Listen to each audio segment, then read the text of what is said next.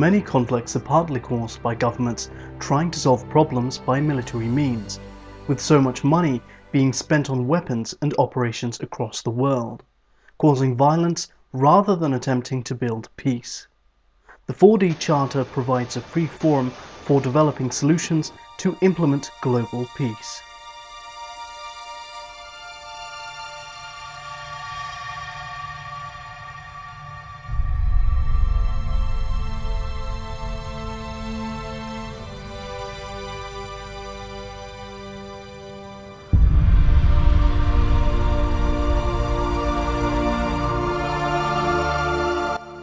NGOs and civil society all over the world harvest and represent the wisdom of social movements, turning ideas into practice. We are here today to explore why some campaigns win and others fail, how some of the campaigns undertaken by the world's NGOs have become a reality and now are best policies, bills, and charters in the world. Some examples are the Landmine Treaty, the formation of International Criminal Court, Nuclear Non-Proliferation Treaty, and the list goes on. Recently, we have seen the civilian surge for freedom and democracy happening around the uprising in the Middle East and North Africa, known as the Arab Spring, and actions against Government of India by the famous Indian anti-corruption activist Anna Hazare, who inspired a wave of protest across the country. These are examples of citizen power, social activism, which persuades the policymakers to change direction. In January, they used protest to overthrow a leader who dominated them for more than 2 decades. I'm Stephen Cole, and here's a reminder of our top story in Al Jazeera, Libya's uprising. Bahrain used excessive force as it halted protests led by the Shia majority in February. Breaking news coming out of the revolution in Egypt and Tahrir Square. It's difficult to ignore the double standards by which Western governments prop up and endorse some foreign dictatorships, while isolating and humiliating others. As the Arab uprising spread across North Africa and the Middle East, the hypocrisy of the West was exposed. For many, it's a question why waging war was such a convenient approach to take for the West. Throughout history, there has however been moments where conflicts have been resolved through non-violent means.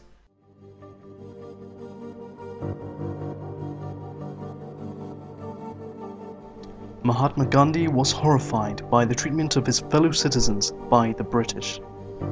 Over the course of 33 years, from 1914 to 1947, he chose to use his mind and intelligence to overcome adversity.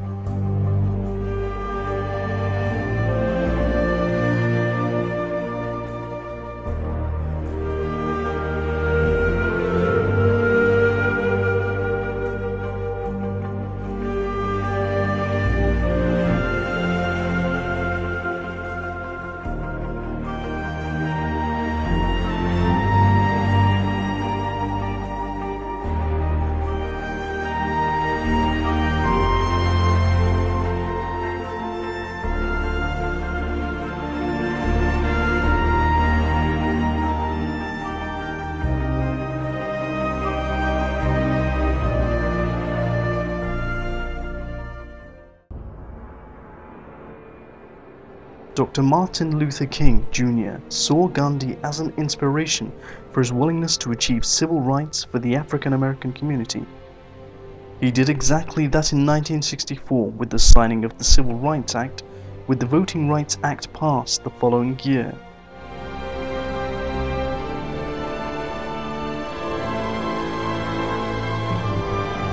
We've got some difficult days ahead. But it really doesn't matter with me now, because I've been to the mountaintop. I don't mind.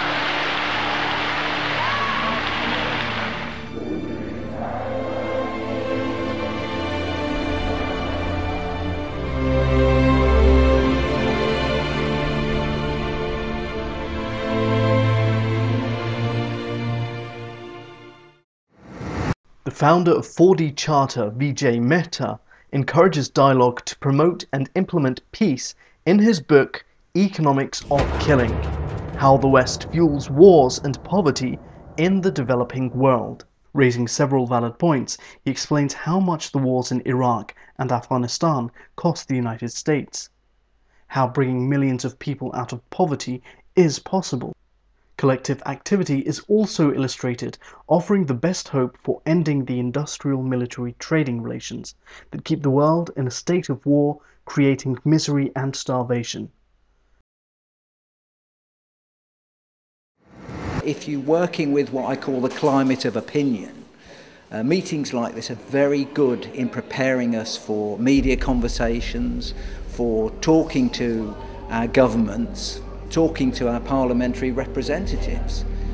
But the opportunities for them to take notice of us and say this is how people really feel, we have to recognise what they feel, seem to be very rarely reflected in what we hear. We need a very wide popular movement that says in the world of today there is really no place for wars and conflict. We need to move in the direction of peace in order to overcome poverty and disease, who are the real enemies of the humankind. Peace is a fundamental human right. We talk about development and sustainability, but in the absence of peace, if there is violent conflict, then you cannot have development or sustainability. The giants, the United States and China, could do a huge amount to promote peace in the world, and I think with the current economic crisis, the global economic crisis, it is in their interests now to do so. War is still treated as a solution to conflict. Human rights violations are very, very endemic, and the poverty and lack of development in the poorer world. Campaigns like this one, the 4D campaign, because it's so comprehensive and it brings the whole thing together in 4 steps that any group can follow. And I think from that point of view, it's something new in the field, and there are a lot of peace organisations, but it is refreshingly new in its approach, and I think that can be very valuable. The military spending has gone all-time high to 1.6 trillion, with 25 million soldiers and 1,000 military bases around the world. And the impact of it on armed conflict is on the individual, societies and economy is huge. At the same time, we have 12.4 million people starving and dying in the Horn of Africa. Besides, we are all also beset by financial and climate change crises, which has put the planet in peril. After banks around the world collapsed, with the loss of billions of US dollars wiped from the value of many leading companies, the Great Recession affected numerous people around the world. Governments poured vast sums of money into the banks, and many countries requested assistance of the International Monetary Fund. And with the economic depression came job cuts. Hundreds of thousands of people lost their jobs, suffering financially, leading to social unrest.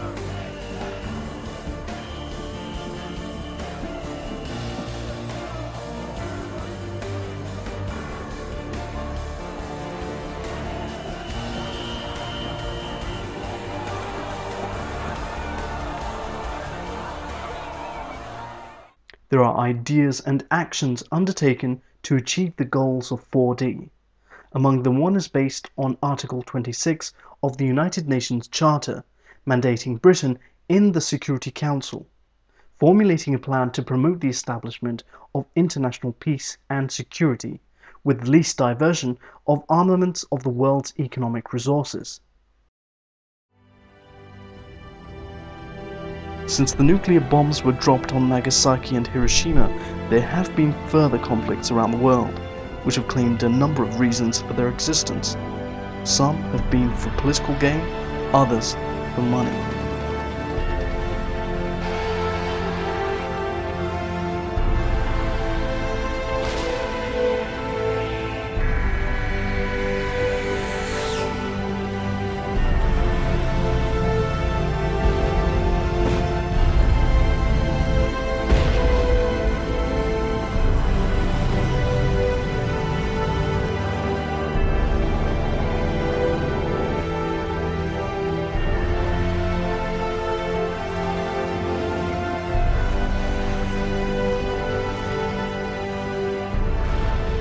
of the key engagements with an international discourse on peace and development is that you have to make clear that these are political choices.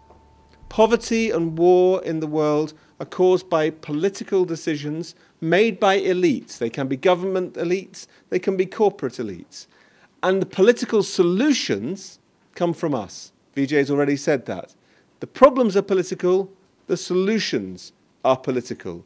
And that's really important at the moment, because more and more at the moment you see many NGOs arguing that this is all now a technical issue. It's like a sort of technical battle against a disease, which everybody knows is there, and we've just got to have enough research and we can crack it. That is not the case when it comes to issues of international development and war and politics. It's all down to people's choices, and those choices we can have an influence over. It's for other generations to learn from our mistakes and our successes, and through that learning obviously becomes change and hope and a future that I hope we can all live in. And I totally believe that peace is possible. I believe there is a fundamental shift going on. I believe that we can move from a culture of war to a culture of peace. I believe that sort of level of consciousness around the fundamental issues that humanity faces is changing. And in the very short period of time that I've been involved in the peace process over the last 12 years, it is getting easier, not more difficult. There's no question. Interdependence is the one word that describes the human condition at the beginning of the 21st century. And it's why these places are not very far away at all. And what it means for us is that our neighbours are not just the people with whom we share a street or a town. They are our fellow human beings, 6 and a bit billion of us now, with whom we share a very small and a very fragile planet, which we first saw as human beings when those Apollo astronauts took that extraordinary photograph as this green and white and blue Earth appeared above the lifeless landscape of the moon, and we saw for the first time just how small and just how fragile this planet is. Whatever the big ideas can be for achieving world peace, nuclear disarmament, disposing a dictator, bringing development, promoting human rights, we will succeed only if the people we know and respect are with us. Top-down exhortations from the state or large corporations do not work. All campaigners and practitioners combine theory and experience to make issues practical, relevant, effective. Let us find what is the defining spirit of the age, where the fire is burning. Act to tame the fire, spread the awareness and consciousness, and become powerful agents for change.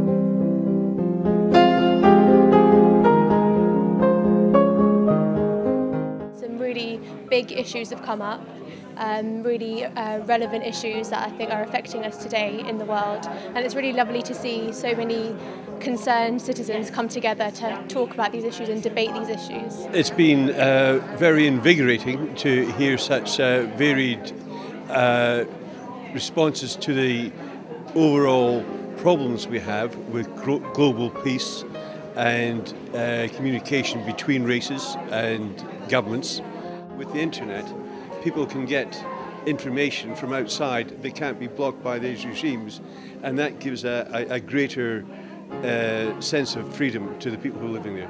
It's always really positive to bring people together and just raise awareness. For me, it was interesting to look at the links between trade and arms and aid, and yeah, it really switched a few lights on. I'll certainly be supporting the campaign, and what I think is that all the people in this room should take the responsibility to get out there in the world and be promoting the 4D message. I think one of the most interesting things was bringing people together, and people came from a long way away. One gentleman said that he came from Cumbria. We came from the Midlands. Bringing people together almost feeding off each other's energy, that there are loads of people working in their different ways, in different organisations for peace in this room, and that is enormously encouraging. I thought it was really fascinating to hear about all the issues and how they all interconnected, how the issue of peace can talk about trade, aid, all of these different things. It was so interesting to hear about. I think it's a really fantastic organisation and it's great to hear more about it. I didn't know about it before coming to this talk, so I think the message really is to keep going and that they've got a lot of support already. It's clear living in today's world, we live in a global interconnected society. Our involvement for the sake of peace, justice and the preservation of the earth is absolutely necessary. What happens in one part of the world will affect the entire planet. Work for a harmonious world. Support 4D. Join 4D and spread the message of peace using Facebook, Twitter or YouTube. Volunteer by becoming a global peace activist where you can pass a positive message onto people in your network who share 4D's aims. And I believe it could be something good has begun. Oh, peace train sounding louder. Ride on the peace train. Come on, the peace train. Yes, peace train, holy roller. Everyone jump on the peace train. Come on, the peace train. Get your bags together. Go bring your good friends too. Cause it's getting nearer. It soon will be with you. Come and join the living. It's not so far from you, and it's getting nearer. Soon it will all be true. Oh, peace train sounding louder. Ride on the peace train. Come on, the peace train, peace train.